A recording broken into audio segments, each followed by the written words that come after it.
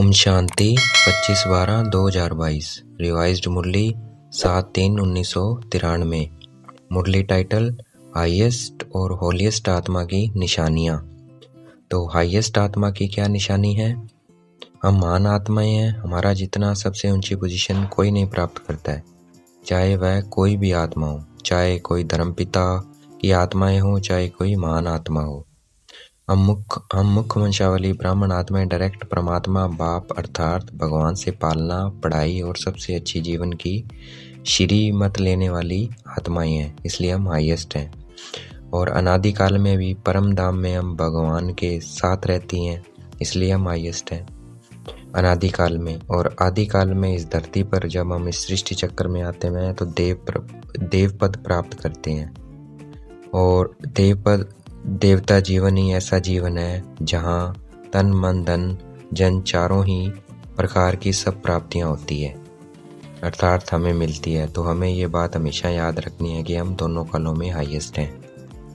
तीसरा काल द्वापर में भी हम आत्माओं के जड़ चित्रों की पूजा होती है, तो हम पूज्य हैं। वहाँ भी हम सबसे हाईएस्ट हैं। हमारी जैसी पूजा विधि विधान से किसी भी धर्मपिता महान आत्मा आदि की नहीं होते हैं, बल उनके मंदिर बन जाते हैं, पर वैसे ही विधि विधान से जो पूजा भावना और विधि पूर्वक से हमारे हर कर्म की पूजा होती है, वैसे उनकी पूजा नहीं होती है। और अंत में इस संगम युग पर हम आत्माएं क्या हैं? सबसे ऊंचे ब्राह्मण हैं, जो कि फरिश्ता फिर देवता बनते हैं। हम मुख्य वंशावली ब्राह्मण सबसे ऊंचे हैं।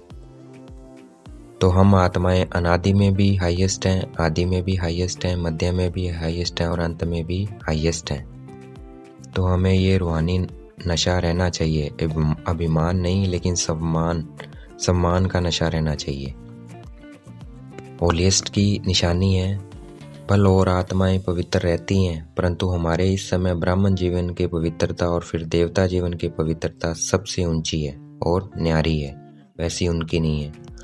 संपूर्ण पवित्रता का अर्थ है स्वप्न में भी अपवित्रता मन और बुद्धि को टच ना करे, परंतु अभी हम नंबरवार पुरुषार्थी हैं और हमारा लक्ष्य है संपूर्ण पवित्रता का।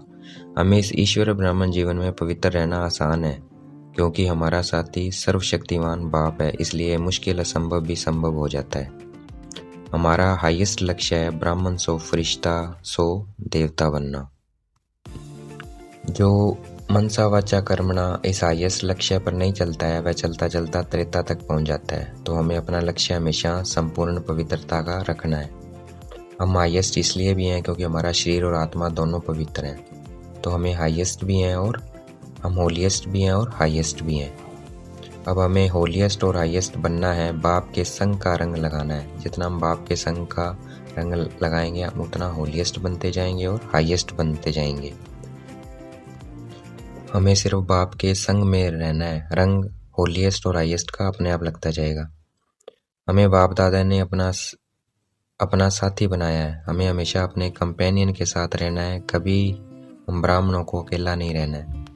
कंपेनियन के साथ हमें कंबाइंड स्वरूप भी बनना है, क्योंकि कंपेनियन कभी कभी लड़ाई झगड़े से अलग हो जाते हैं, परंतु कंबाइंड स्वरूप कभी अलग नहीं होता। इस कंबाइंड स्वरूप को अनुभव में लाते हमें स्मृति स्वरूप बनना है। बार बार चेक करना है क्या मैं कंबाइंड हूँ। जितना हम कंबाइंड स्वरूप बनते जाएंगे उतना हमें ब्राह्मण जीवन बहुत प्यारा और मनोरंजक जीवन अनुभव होगा। तो हमें ऐसी होली बनानी है, सिर्फ रंग की होली नहीं बनानी है। और इस होली से हम आराम से होलीएस्ट और हाईएस्ट बन जाएंगे। हमारा ये ब्राह्मण जन्म नया जन्म है, हमें पुराने जन्म के स्वभाव संस्कार को इमर्ज नहीं करना है। अब ये पराई चीज़ है, हमारी नहीं है। पराई चीज़ के बारे में ये सोचना है ये धोखा देगी, उस चीज़ को उसी वक्त छोड़ देना है, नहीं तो वो परेशान करेगी। हमेशा उस वक्त ये सोचो मुझे बाप ने क्या दिया है, मेरी निजी स्वभाव संस्कार वृत्ति दृष्टि स्मृति क्या है, मेरा अपना कौन पराया कौन, हमेशा ये सोचना है। जो बाप द्वारा संस्कार दिए हुए हैं वह हमारे हैं, अगर उसके उल्ट है विपरीत है वह संस्कार रावण के हैं।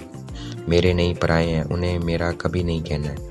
रावण के संस्कारों को अगर मेरा कहेंगे तो रावण फिर हमारी अच्छे से खातिरी करेगा, अर्थात सेवा करेगा। तो हमें कभी रावण के संस्कारों को मेरा नहीं कहना है। आज की मुरली का वरदान। संगम युग पर हर समय, हर संकल्प, हर सेकंड को समर्थ बनाने वाले ज्ञान स्वरूप भव। इस संगम युग पर हमें हर समय को, हर सेकंड को और हर संकल्प को समर्थ बनाने वाले ही ज्ञान स्वरूप हैं। तो हमें ज्ञान स्वरूप का वरदान मिला है। हमें ज्ञान स्वरूप बनाना है, हर समय, हर सेकंड और हर संकल्प को समर्थ बनाना है, हमेशा ज्ञान में रहना है। आज की मुरली का स्लोगन, सेवा में सदा जी हाजिर करना यही प्यार का सच्चा सबूत है। सेवा में सदा जी हाजिर करना, यस सेवा करेंगे, यही प्यार का सच्चा सबूत है। अच्छा, ओम शांति। शुक्रिया मीठे बाबा, शुक्रिया।